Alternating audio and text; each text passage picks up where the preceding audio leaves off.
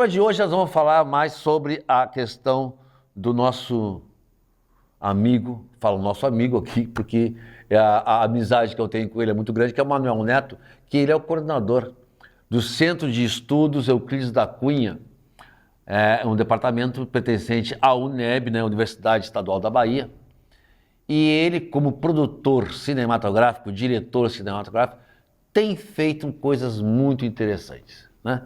Então, como dizia Gilberto Gil, né, a Bahia já me deu régua e compasso, né? Ou seja, a Bahia é um berço de genialidades, né? Ou seja, a gente vai tropeçando nas pedras, aparece cada coisa, né, fantástica, cada ideia, cada criatividade, né? Isso aqui, a Bahia é um mundo, né? Exatamente. E Manuel Neto é a parte desse mundo aí, quando ele cria coisas muito interessantes, né? Que principalmente sobre esse documentário que ele chama de 3 vezes Canudo, né? Então nós vamos abrir uma exceção, hoje o programa vai ser dobrado, né? Não vai ser só de meia hora, vai ser de 1 hora, por conta da exibição desse documentário que vai falar sobre a história de Canudos. Canudos tem todo um processo de revolução e ele coloca exatamente essa questão de que Canudos foi destruído por 3 vezes e reconstruído, né, a cidade de Canudos. Então isso é muito interessante, ou seja, essa retórica toda, esse processo de findar e começar de novo uma cidade, isso se passa em Canudos. E Manuel Neto retrata muito bem isso aí, ok? Até semana que vem, um bom programa, um bom filme.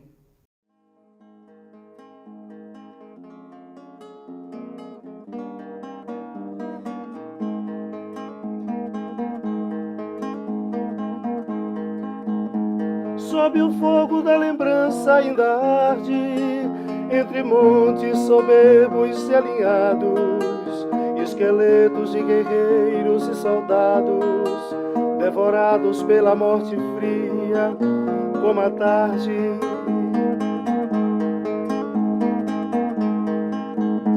Era outubro no país que descobria, nos escombros dos casebres sertanejos, e a cidade encoberta por lampejos crepitava sob o fogo da utopia. Não morriam os guerreiros adormecidos, no silêncio verberava a ira santa. Era história exumando os esquecidos, ainda sangra sob o açude majestoso. Sob a aurora nosso povo luta e canta, na memória os algozes estão vencidos, na memória os algozes estão vencidos.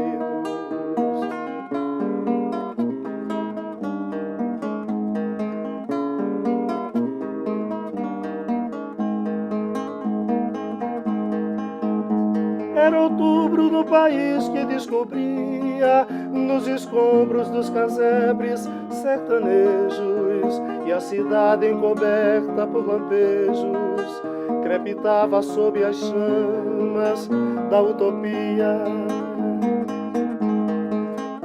Não morriam os guerreiros adormecidos, no silêncio verberava a ira santa. Era história exumando os esquecidos, ainda sangra sob o açude majestoso. Sob a aurora nosso povo luta e canta, na memória os algozes estão vencidos, na memória os algozes estão vencidos, na memória os algozes estão vencidos.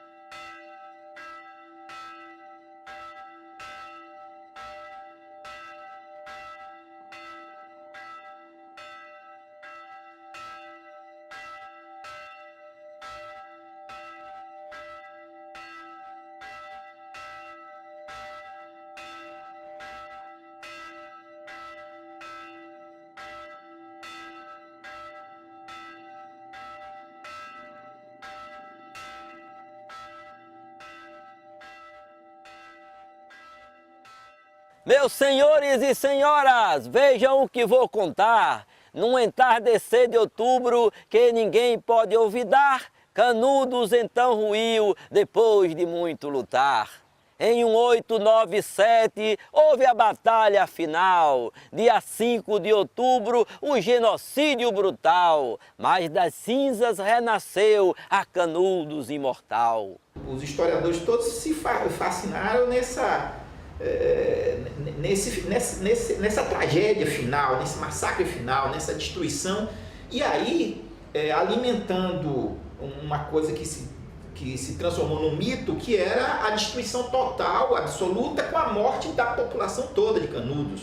Começa a reconstrução com grande fraternidade. Os canudenses retornam nas veredas da saudade, sonhando viver em paz naquela nova cidade. O processo pós-guerra foi muito difícil para as pessoas, para esses remanescentes, né? Então, eu acredito, por receio, essa reconstrução vai se dar uma década depois, 1908, 1909.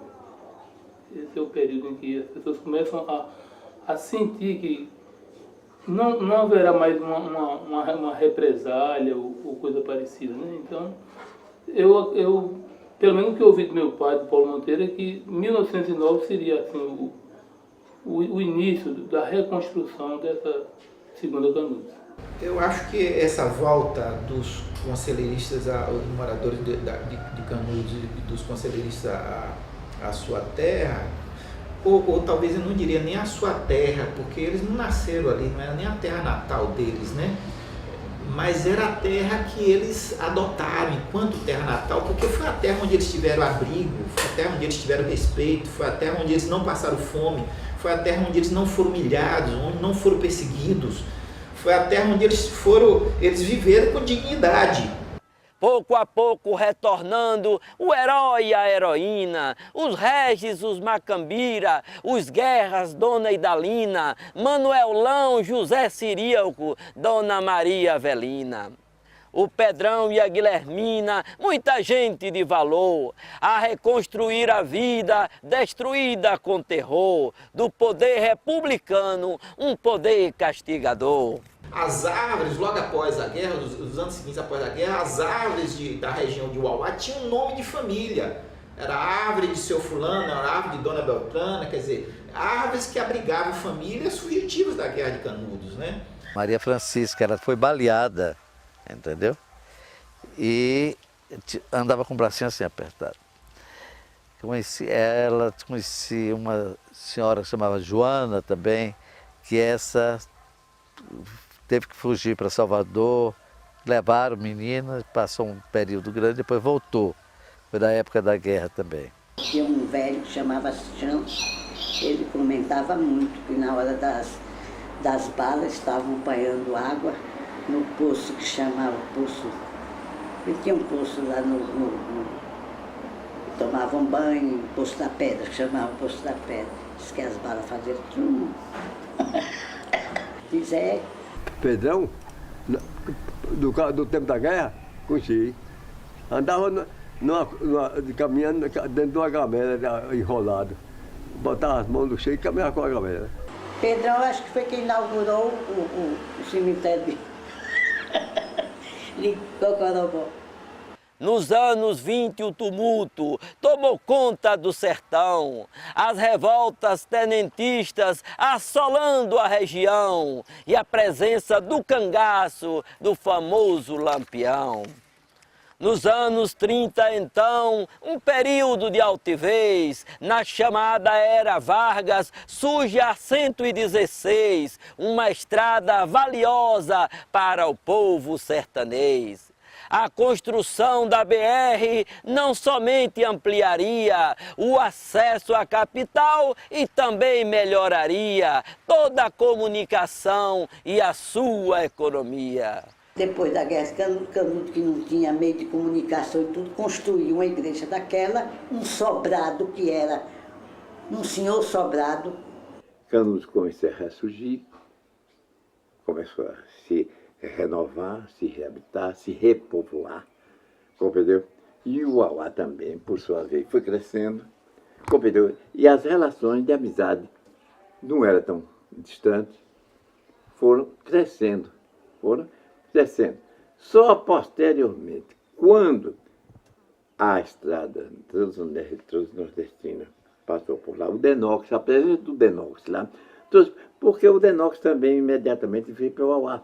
Então o Denox chegou em Euclides da Cunha, que não existia nada, Cumbe, era Cumbe. E por que o Cumbe não tinha nada? Porque não tinha transporte. Fizeram a primeira, a estrada federal, essa transnordestina, passou em Euclides da Cunha. Aí quando abriu a primeira federal, me lembro, aí já eu me lembro, compreendeu? O número de casas de pensãozinha que tinha, tudo aquilo que o pessoal do Denox, dinheiro como o diabo na época, entendeu? Então havia uma concorrência muito grande de todo mundo, de pensão em pensão. Lá nós não tínhamos luz elétrica, tinha a luz do Denox. Ela acendia 6 horas e apagava 10 horas. Quando era 9h30, ela dava um sinal. Então a gente podia estar brincando do que quisesse. Mas quando a luz dava o sinal, 9h30, então todo mundo se despedia e ia para casa. Porque 10 horas, quando a luz apagava, a gente já devia ter rezado, os pais abençoados e a gente está debaixo da coberta. O Denox tinha como função principal construção de barragens e construção de estradas. Quando o Denox chegou a Canudos, ele vinha com a missão principal de construir a Transnordestina, que é hoje a BR-116. Mas quando o doutor Renato chegou, botou luz na rua. Era pequeno, né? Era um quadro assim. Ele botou luz, puxou para lá para a oficina, depósito, escritório, para o rádio.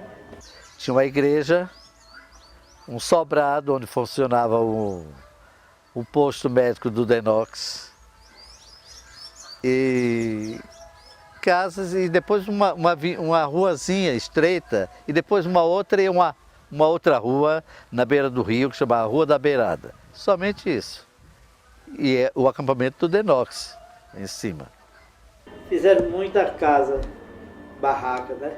Ali reto, aqueles vagos. Fez muita casa se tem de zinco, né? Porque naquele tempo o Denox só tinha zinco. Quando tinha uma praça, nessa praça tinha um barracão onde aconteciam as festas. Inclusive eu fiz muita festa. Porque eu tanto fazia festa de igreja como fazia de... A primeira festa que teve no barracão foi um carnaval feito por Seu Matos. Esse carnaval foi um carnaval que parecia que nem aqui em Salvador. De lança-perfume, de tudo. E aí cercaram o barracão, fizeram a festa. Então quando era a época de junho, assim que tinha muita gente, aí eles cercavam o barracão, e, porque não tinha clube, aí fazia a festa ali.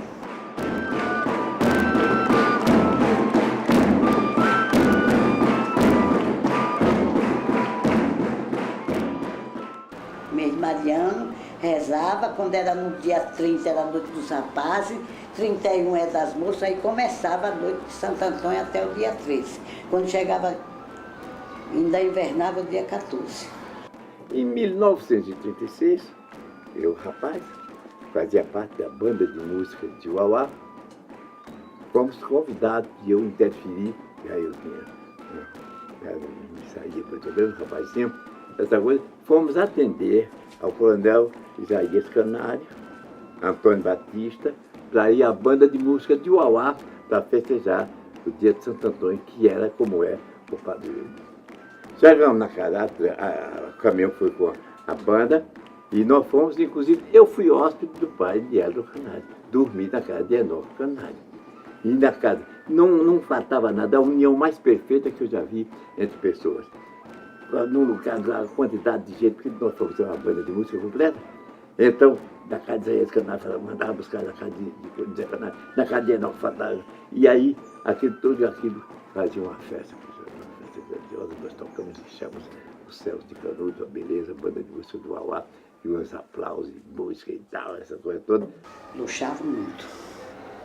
Muito, muito mais do que o Euclides da Cunha. Muito, muito. Estava na moda, sapato alto. Aí dava uma risada que eu dizia, passeando para lá e para cá, quando chegava uma poesia, eu quero que a turma brinque. Tinha uns melão de São Caetano que a gente fazia, conhece? Que a gente botava uns palitinhos assim, formava um boi. E fazia o curral, assim, isso. Brincava de tomar banho no açude. Subia nas mangueiras, nos umbuzeiros, tirando umbu. Isso a gente sente saudade. Tomava quando vinha o riacho, a gente ia tomar banho, né, naqueles riachos. Ou brincando de roda, ou brincando de boto nas noites de lua. Sabe o que é boto, né? Picula. Que a gente se escondia, um grupo se escondia, o outro ia atrás. Os meninos separados das meninas. Não podia juntar os grupos para brincar de boto, nem para ir tomar banho no rio. Só mais eram os homens. É assim, todo mundo brincando de picula, de correr pulando, de corda. A gente juntava muita casca. Quando chovia, a gente saía naquelas regueiras assim, onde descia água, né? A gente achava as cascas de bala. Teve uma ocasião que o rio tomou enchente, ali do lado do cruzeiro. Ali era a roça de Padrinho Isaías. Ela fez cavou assim, nós achava as balas de canhão. Aí vendia aquele pessoal que vinha de fora, a gente dizia, vamos guardar, para quando vir uma pessoa de fora a gente vender. Quem não conhece, e são doidos para comprar, a gente vendia. Assim por R$2.000, 10 tons, assim. Em outubro de 40, em um dia ensolarado, aportava em Canudos o presidente afamado. Seu nome, Getúlio Vargas, que ali fora aclamado. Getúlio, quando o final de Getúlio veio aí, no dia que pousou lá no campo, pousou 5 aviões. Cheguei a ver ele. Era assim de gente, o mundo. 5 aviões. Pousou num dia só. Quem é que via mesmo? Só via de cá o vulto lá no mundo. Gente como daqui, mais do que no escritório. Não tinha que ver isso não. Já existia o Denox. E a escolinha, ele foi muito amável com todos nós, batia a mão na cabeça. Nós estávamos na frente da escola com as bandeirinhas e ele chegou lá e começou a cumprimentar as pessoas, a gente, os meninos todos. Café Filho também teve lá. Foi um rebuliço na cidade. Um helicóptero que nunca tinha ido lá, né? E aí foi aquele rebuliço, muita gente correndo, com medo. Teve Otávio Mangabeira, teve Régis Pacheco, teve Balbino, Antônio Balbino. Teve Getúlio, teve o vice veio de helicóptero, aterrissou onde era o campo de avião, eu dizia, entra, menino, que o avião está com a asa quebrada, ninguém conhecia helicóptero. Foi no tempo passado que tudo aconteceu, e os senhores donos da terra e do poder se valeu, matando homens honrados, o sertão não esmureceu. Mas o sertanejo ainda é vítima desse jogo de poder, traçado em salas amplas, regado a uísque e prazer, e o homem do campo lá fora, às vezes, nem água tem para beber. Vejam eles, os encontros, felizes, bem alinhados, e nas caatingas o povo sofrendo desanimado, e no rosto de uma criança o choro desce calado. Verdadeiros filhos da pátria são senhores do poder, soberanos latifundiários, coronéis em bel prazer, deitados em berços esplêndidos, e o povo no sertão morrendo sem nada ter para comer. Getúlio Vargas chegara cheio de espontaneidade, dizendo ao chefe político, o que queres de verdade? A resposta foi certeira, um açude na cidade. Getúlio Vargas era uma figura quase sagrada. Imagine você em Canudos. Pouquíssimas pessoas tinham acesso a Getúlio Vargas, pouquíssimos. Os engenheiros do Denox, evidentemente, tio Isaías, porque ele almoçou na casa dele. Eu acredito, aí é a opinião pessoal, o Getúlio veio visitar Canudos. Quem fez a recepção principal, porque era o líder de maior destaque na época, não que possa diminuir o valor dos outros, mas ele é o que tem maior destaque com a energia canário, essa coisa. Eu, segundo falo que ele pediu, não duvido que ele tenha pedido, não tenho prova de ter isso.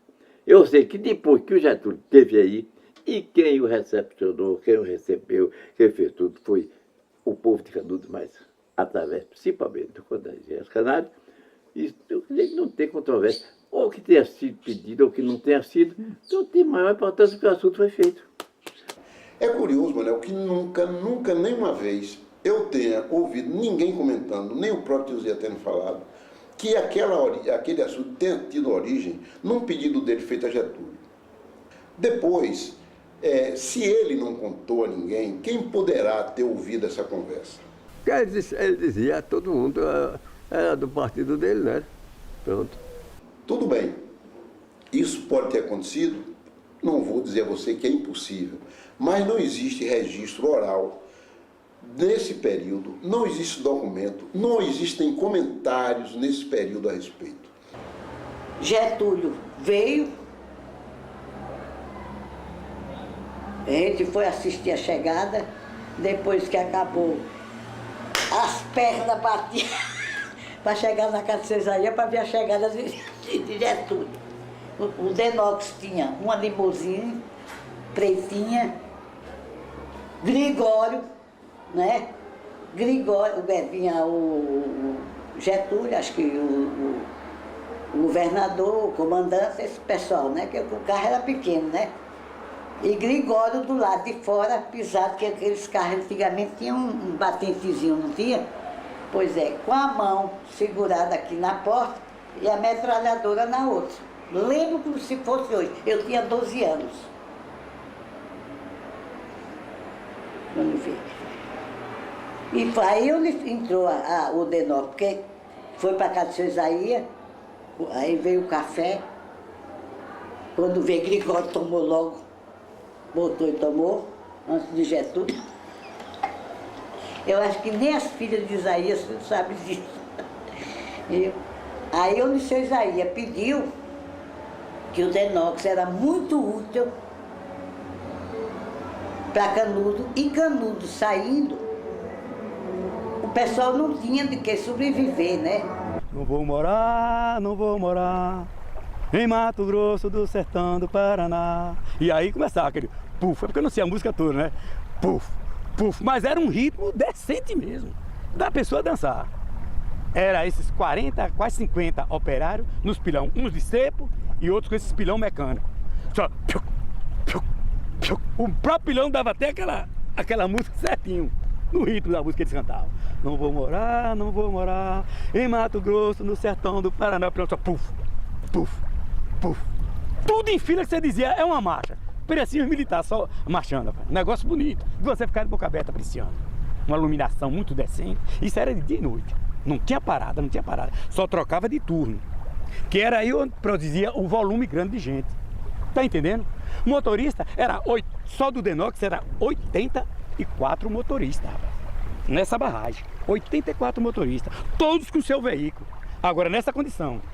Mais 42 para um turno e 42 para outro. Por isso que tinha esse volume. Qual era a situação dos pilão também? Dessa quantidade de gente braçal, serviço braçal. Porque tinha turno.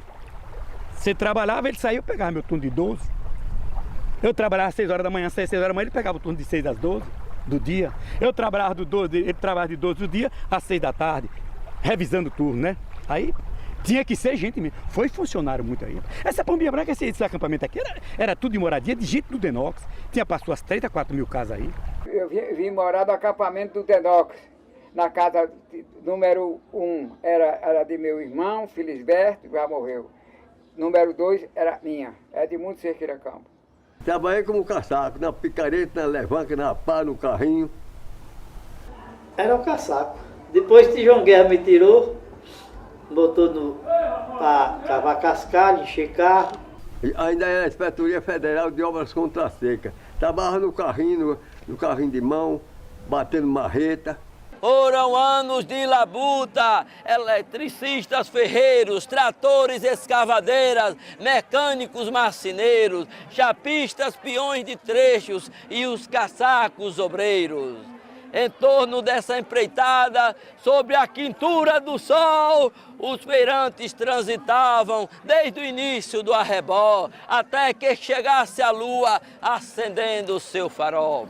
Iniciaram-se os estudos em 50, só já agora em 1968, que o açude foi concluído. Nós construímos a barragem, nossa última prova final, como eu falei, dos Euclides, nós fomos com aquelas máquinas fazer outro forro de cascalho, ali foi no dia 9 de outubro de 68, 9 de outubro de 68. Eu só que ficava muito com medo era quando ele estava enchendo. E estavam tirando o pessoal de barco, outros sem querer sair, que confiava muito em Santo Antônio. Aí foi, não, Santo Antônio nessa hora não está não, vamos, ele é quem vai lhe ajudar, você sair daqui dentro, senão vai morrer afogado. Muita gente está sem querer sair do açude. O povo de Zefinha, Dona Zefinha, lembra? Mas teve uma mulher que tesouros que não saía não. A água chegou, foi chegando, até que chegou na casa. Salu não queria sair. Só louco.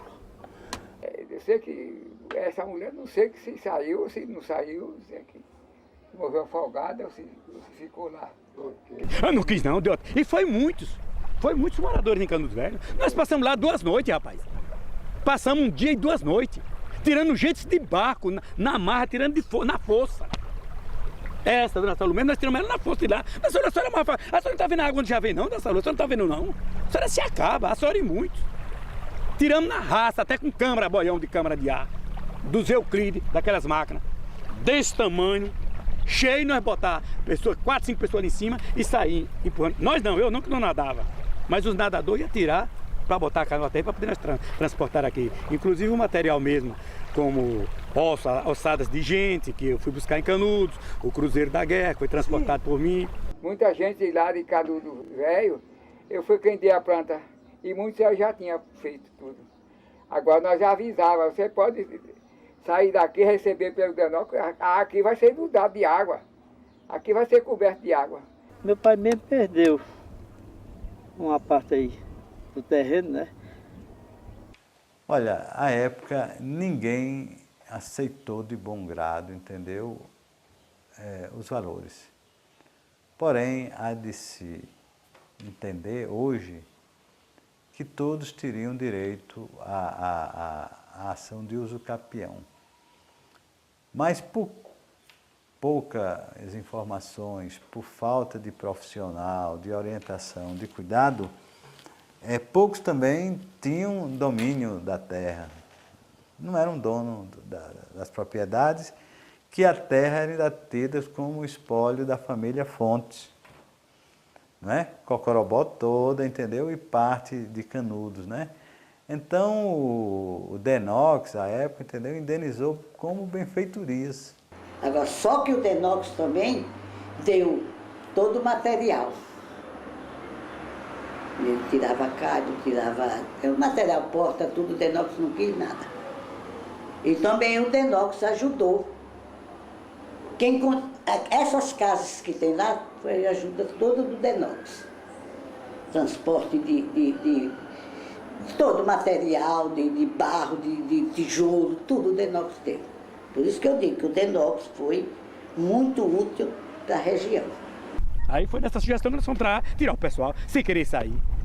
Mas tinha a sua justa razão, moradores há 20, 30, 40, 50 anos, comendo tudo que era bom de seu roçado ali dentro da margem do rio, que era um rio rico, com muito criatório, muito gado, coisa. Fazia dó, rapaz. Foi um benefício para Canudos, isso aqui foi um benefício para toda a região. Porque Canudos hoje, vocês só estão aqui em pé, eu só estou aqui como filho de Canudos, só tem essa pedra se acha ali por causa da barragem de Canudos, as águas de Canudos, do Vaza Barris. No Vaza Barris passou água, passou, passou, passou. No Vaza Barris passou água, passou, passou, passou. É água que desce das cabeceiras, faz curva e cai. cachoeira.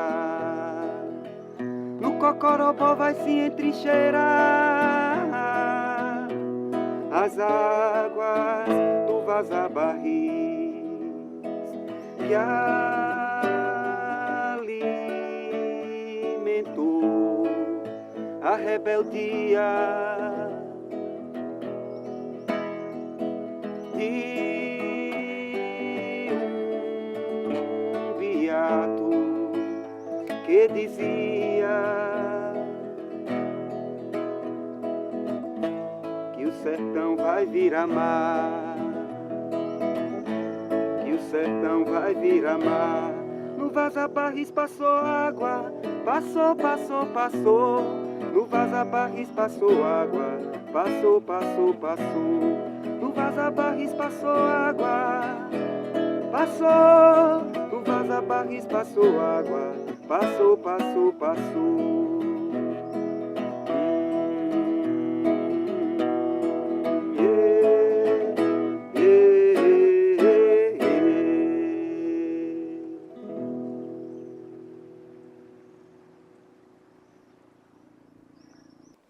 Sou um buzeiro, baraúna e quebra-facão, rei de manguá de boi, punhal de lampião. Sou a coragem do vaqueiro, de perneiro e de gibão, de alpercata de rabicho, de guiada na mão. Sou o canto da rolinha, chuva caindo no chão, sou riacho transbordando nas baixadas do sertão. Sou o canto da rolinha, chuva caindo no chão, sou riacho transbordando nas baixadas do sertão. Sou o canto do oito baixo, nos terreiros, no casarão, sou ribanceira de riacho, Vaza-Barris, descendo, rasgando o chão. Me lembro como hoje a despedida da residência de Canudos para cá, entendeu?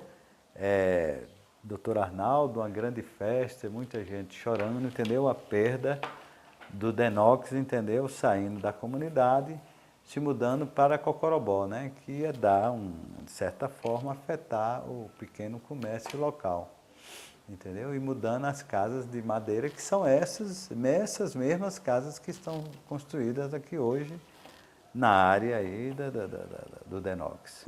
Nós sentimos uma tristeza profunda, mas era assim, como se o coração, se tivesse pegado assim o coração, quando a gente sentiu o aperto mesmo. Os Canudos vai desaparecer.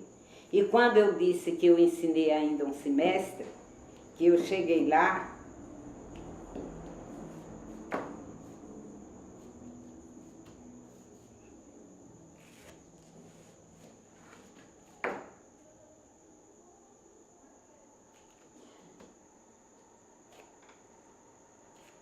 o vento batia a porta das casas,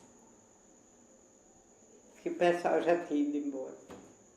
Isso foi em 1961.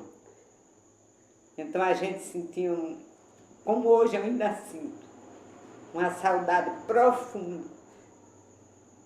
Aí eu digo, eu tenho saudade da minha infância e da minha adolescência, onde eu vivi em Canudos. Porque eu já vi muita coisa, eu já estudei 15 meses na Europa, eu já estive em Israel, eu conheço 8 países da Europa, mas nada no mundo me encheu de alegria e de coração como ser filha de Canudos e ter visto Canudos.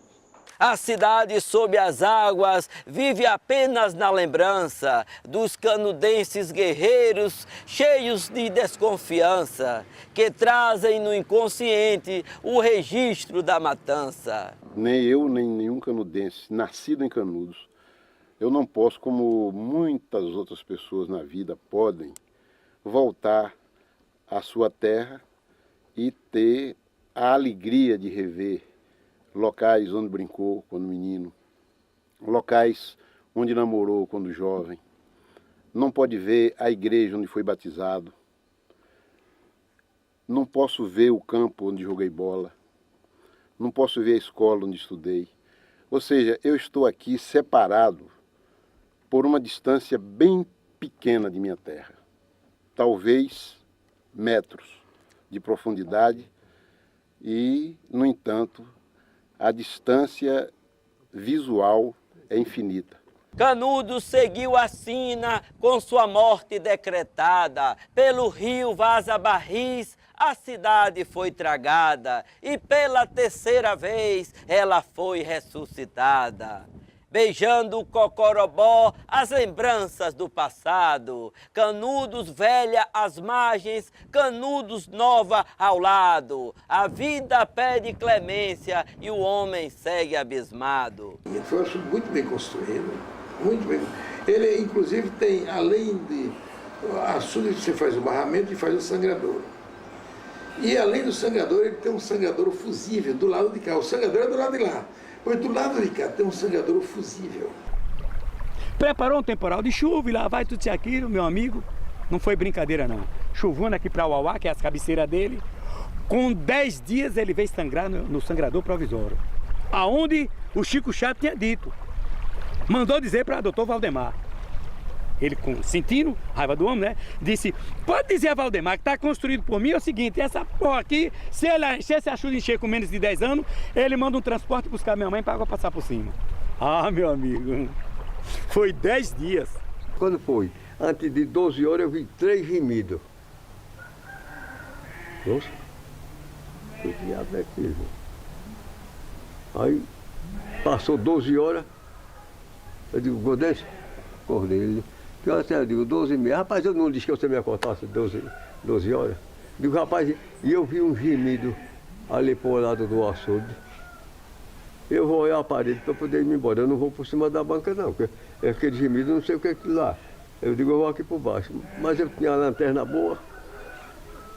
Saí, quando cheguei aqui nas coisas, alumei, e um rachão lá nesse mundo. Depois eu alumei mais lá e outro rachão. Digo, aí cheguei, igual desse o açude vai papocar. O açude vai papocar. Aí, travessei ligeiro, vim embora. Quando avisei o povo, avisei o engenheiro misericórdia. Ô, rebuliço da molesta! Vinha avião de lá toda hora, de telefone, tudo, e lona, tudo para cobrir, para não estourar, rapaz. Eu estava numa pelinha de nada. Então, nós temos uma explosão de água, nós temos um excesso de água. Agora, o que nós temos que fazer é fazer as águas viajarem. O que nós temos que fazer é botar os açudes para funcionarem, porque fica um espelho parecendo um cemitério de água. Mas você vê um açude como o nosso Nova Cocorobó, uma pessoa que mora lá no outro lado, a 2 quilômetros, não tem água, tem que ir buscar na cabaça. Nós temos um perímetro que não é tão grande, é um perímetro pequeno em relação a outros perímetros da Bahia, mas de grande importância para o nosso município. Canudos hoje tem o privilégio de ter o manancial hídrico que tem. Temos também uma área irrigada aqui, que temos em média 1.400 hectares de área de banana. Temos a nossa história. Temos um campo apícola bastante vasto, mas apesar de tudo isso, a população de Canudos ela ainda não está organizada em forma associativista, em relação ao cooperativismo. E além de tudo isso, o poder público de Canudos ele não ajuda as pessoas. Já faz parte do passado aquele palco de morte. Neste novo alvorecer, desejamos boa sorte, porque todo canudense, acima de tudo, é forte. Antônio, meu conselheiro, adorado protetor, Cocorobó e Canudos não esquecem tua dor. Essas águas em silêncio são lágrimas do Criador. Essa Canudos, para mim não significa nada, sabe por quê? Porque eu acho que foi como se fosse uma traição, você está entendendo? De botarem o nome de Canudos, nessa Canudos, deviam ter botado Nova Canudos ou Santo Antônio, qualquer outro nome, menos Canudos, porque ela não imita, não tem nada que diga, lembre o outro Canudos, a não ser a imagem de Santo Antônio que está lá, né? Porque as pessoas já, a maior parte já desapareceu, né? Não existem mais pessoas daquele tempo, existem poucas. Foi, de certa forma, traumatizante, viu, para o povo que estava lá em Canudos, para muitos, né? Que muitos contestaram, entendeu, a mudança para Canudos, tanto é que parte dessa população vai e acrescenta mais a comunidade de Bendegó. Porque muitos deixaram de vir para Cocorobó para irem morar no Bendegó. Que era entroncamento. Entroncamento, por uma forma de contestar, entendeu, a vinda para Cocorobó, porque Cocorobó era o grande mal que estava se fazendo a Canudos, que era inundar Canudos, entendeu? Matar o resto de Canudos todo afogado. Termos usados por muitos e muitas pessoas, né? Então, eu vejo aqui em Canudos uma coisa incrível, assim. A Pombinha Branca, onde eu nasci, poderia ser hoje uma espécie de um lado antigo da Canudos, uma extensão. Uma visitação a Canudos Velha, é uma parte velha da Cocorobó, né? Poderia ser um lugar, um espaço de cultura mesmo, um lugar de pessoas se encontrarem, tal. Destruíram. Tínhamos aqui uma coisa fantástica, que era uma igreja foi construída, derrubaram a igreja para fazer uma nova estilo europeu, não sei lá o que é. Quer dizer, todas as coisas nossas estão sendo destruídas. Ah, rapaz, eu nem gosto de ver. Nem passo por aqui. É muito difícil eu passar por aqui, porque quando eu chego e olho as condições desse hospital, rapaz, dói. A gente sente aquilo ali, né? Porque foi o lugar que a gente deu socorro à humanidade, né? E por aí, eu estou aqui, mas só Deus sabe como é que eu estou aqui. Cocorobó, os acampamentos do Denox, na época se chamava acampamento A, B e C, não sei se você já ouviu falar essa história. E Pombinha Branca, e Rua dos Motoristas, e Gogó da Ema, e Rua do Barro. Tinha a Rua do Cachorro Doido também. Cachorro Quente. Tem um cachorro, chamavam Cachorro Doido, mas era tudo Cachorro Quente. Ela nascia naquela estrada, descendo, depois dobrava à direita, passava pelo Cachorro Quente e ia chegar a Pombinha Branca. Mais na frente, no reto, Gogó da Ema, dobrando à esquerda, ainda era Pombinha Branca, chegava a Rua dos Motoristas, o hospital, ainda hoje tem lá a casa, e ali próximo do hospital, a Rua do Barro.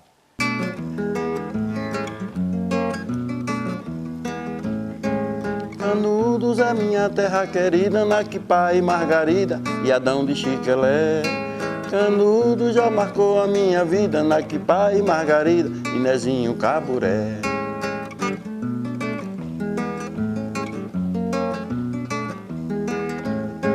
Naquipá era a avó do Babau, finado Babau, conheceu? E Benjamin no pifo, mais Benedito, e Peru de Evaristo, era craque no peão. E eu e Gama, mais Deus de Dona Ninha, pra roubar uma galinha e um pato de seição. De pato bom e agonia, pra cozinhar o pato eu levei pra padaria. De pato bom, mas me deu dor de cabeça, se eu não achasse o pato era o pombo de Nieta.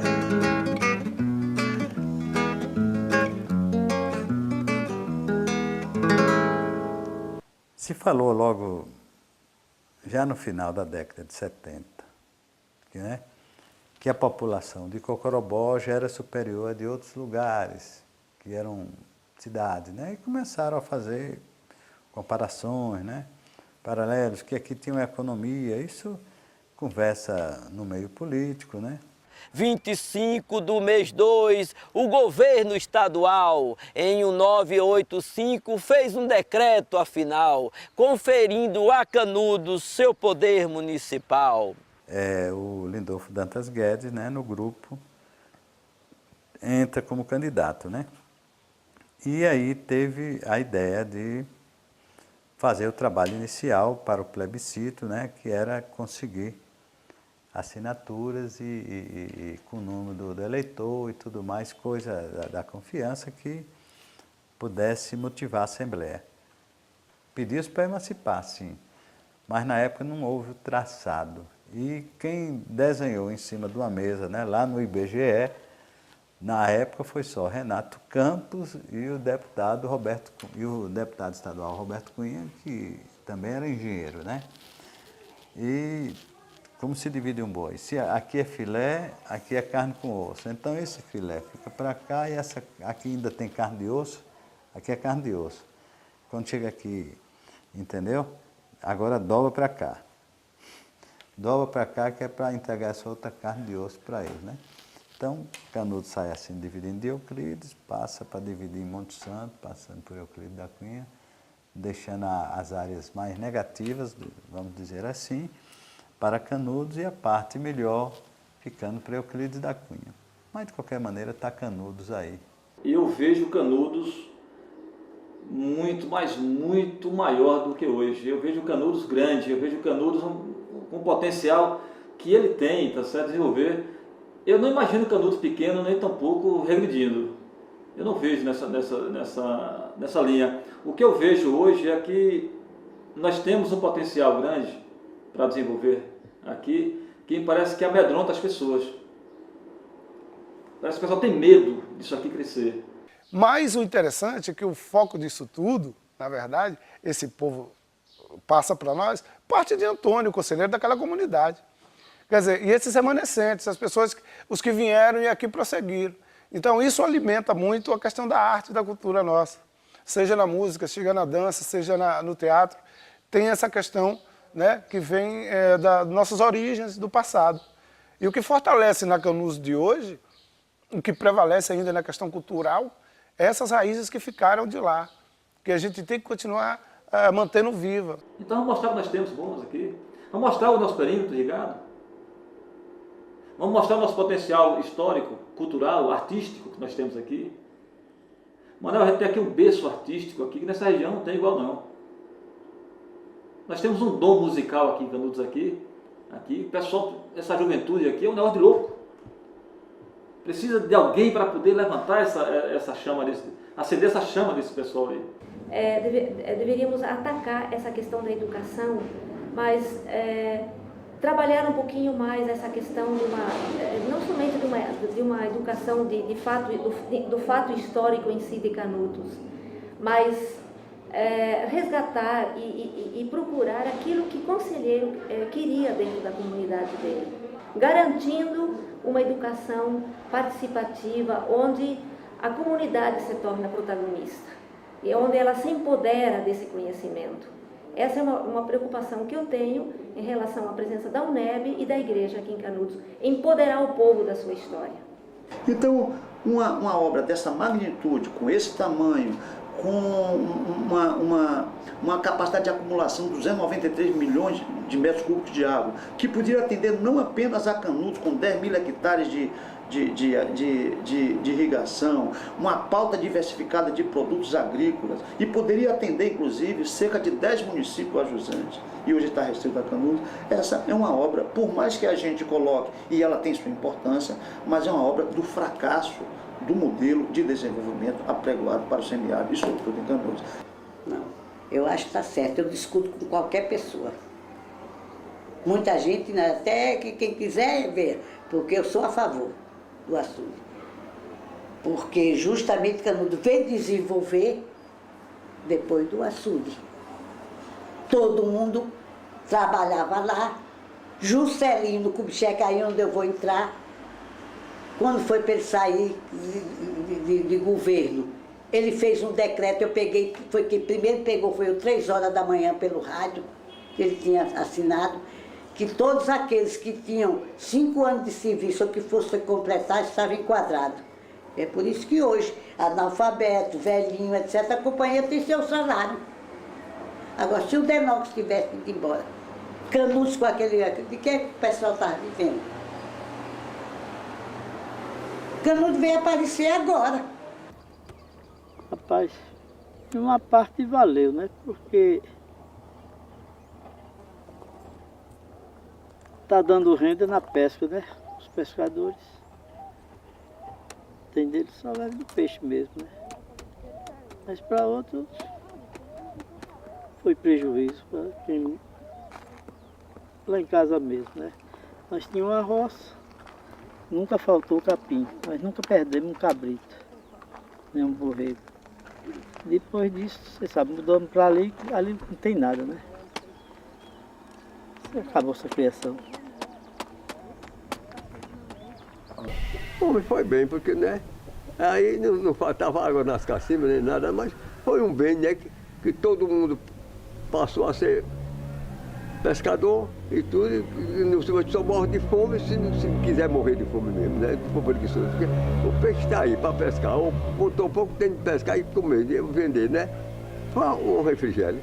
De qualquer forma, se houve intenção de que se apagasse a memória, porque não sei de glória que não pode ter se coberto do exército, mas pelo fracasso que se atribui de ter sofrido do exército, para apagar, há quem diga que o dedo militar entrou aí para apagar e cobrindo aquilo tudo, com tudo, que o lugar teria, não sei. Mas aí eu não posso, são hipóteses, são conjecturas, são pensamentos lá de cada pessoa, imaginação, sei lá. Entende? Então, eu não quero entrar nesse mérito. Então, no levantamento topográfico, dizem eles que o lugar mais indicado para a barragem seria aquilo de qualidade. E isso, os topógrafos e tal, o levantamento topográfico, existe também, eu não posso afirmar. É o que dizem. E eu conheço ainda hoje alguns geólogos, alguns técnicos que ainda defendem, do ponto de vista técnico, a viabilidade como o melhor local para ser construído aquele açude. Eu não tenho dúvida disso. A questão é que eu acho que um parecer técnico, ele sempre está subordinado a uma questão maior, mais ampla, política, histórica, etc.